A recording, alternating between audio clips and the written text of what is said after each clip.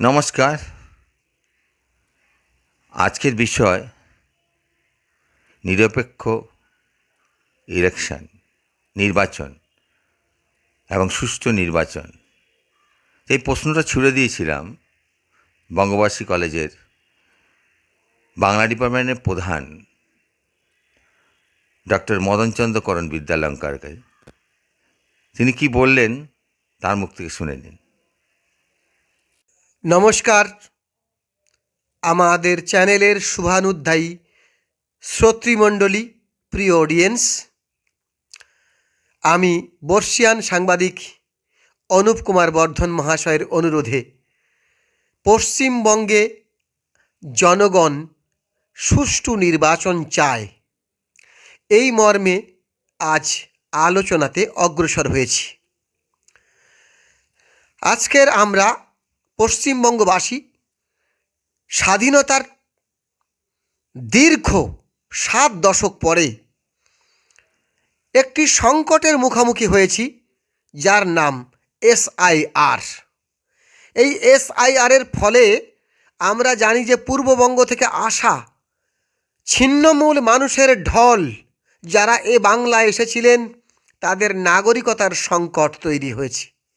খালি তাই নয়, প্রশাসনিক কাগজপত্রের জটিলতার কারণে এপার বাংলার বংশ পরম্পরায় নাগরিকতা ভোগকারী অনেক মানুষও এসআইআরের আওতায় অনেক প্রকার প্রশ্নের সম্মুখীন হয়েছে, সংকটের সম্মুখীন হয়েছে, নাগরিকতার সংশয়ে তারা দিন যাপন করছেন।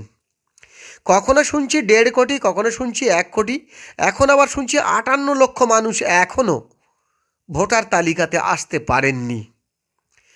আমি কেন্দ্র এবং রাজ্য উভয় স্তরের সরকারি প্রতিনিধিদের, অফিসারদের, পুলিশ প্রশাসন এবং মন্ত্রী লেভেলের সকল মানুষকে অনুরোধ করছি, আমাদের নাগরিকতা ফেলনা নয়। আমাদের মহান সংবিধান, মহৎ সংবিধান আমাদেরকে ফ্রাটার্নিটি, ইকুয়ালটি, লিবার্টির মতো 3টি অমোঘ অস্ত্র প্রদর্শন করেছে, 3টি অমোঘ অস্ত্র প্রদান করেছে। আমাদের নাগরিকতা আমাদের জন্মগত অধিকার। এই অধিকার আপনারা কেউ ছিনিয়ে নিয়ে ছিনিমিনি খেলবার চেষ্টা করবেন না, তাহলে শাসক একদিন প্রজা বিদ্রোহের সম্মুখীন হবে। আপনাদের যা ঘটার বিশ্বের ইতিহাসে যেমন করে ঘটেছে, যেমন ফ্রান্সে ঘটেছিল, যেমন করে রোমানিয়ায় ঘটেছিল, ভুলে যাবেন না আপনারাও ভগবান নন। আপনাদের বিরুদ্ধে প্রজা বিদ্রোহ হতে পারে, সে কথা মাথায় রেখে দেশে শান্তি বজায় রাখুন। আমি দলনিরপেক্ষভাবে সকলের কাছে কথা বলছি, এসআইআরের সুষ্ঠু সমাধান হোক। পরবর্তী স্তরে আমাদের নির্বাচন প্রক্রিয়ায় কতগুলি চ্যালেঞ্জ বারবার আমরা মিডিয়ার কাছ থেকে জানতে পেরেছি, প্রত্যক্ষদর্শীও অনেক কিছু আছি, কিন্তু মিডিয়ার কথা অনুযায়ী শুনছি। বুথ লেভেলে বুথ দখল, ব্লক লেভেলে ব্লক দখল, লেজিসলেটিভ অ্যাসেম্বলির নির্বাচন লেভেলে সেখানে বিধানসভাকে দখলের জন্যে এক শ্রেণীর অসাধু মানুষ তৎপর, সেখানে মানি লেন্ডিং হচ্ছে, সেখানে ভীতি প্রদর্শন, ভয় ভীতি দেখিয়ে জনগণকে সন্ত্রস্ত রাখার চেষ্টা করা হচ্ছে, কখনো মাইনরিটিদেরকে দিয়ে, কখনো মেজরিটি পোর্শনকে দিয়ে। অনেক দলের নামেই জনগণ আঙুল তুলছেন। সংখ্যা বেশি বা সংখ্যা কম কথা নয়, আঙুল উঠছে কেন সেটাই তো প্রশ্ন। বিধান রায়ের সময়ে তো এমন কথা আসেনি কখনো। বিধান রায়ের পরবর্তী স্তরেই এমন করে জোর জবরদস্তির গল্পটা চালু হয়েছে। কম কম হতে হতে এখন যেন একটা বিশাল আকার রূপে চালু হয়েছে।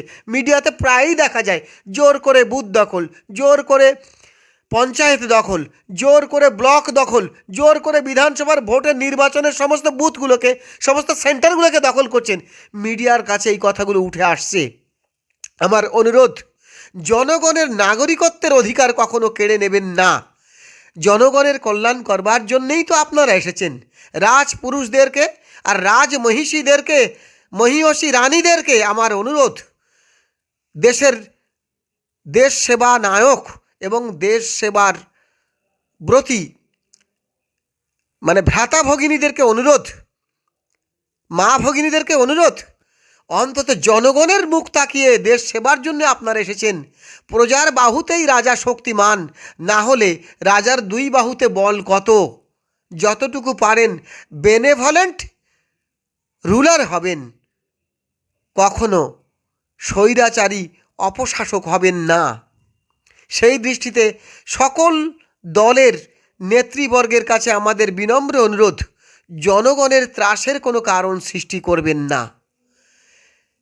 সে কারণে ইলেকশন কমিশনকে আরও বেশি ট্রান্সপ্যারেন্ট হতে হবে।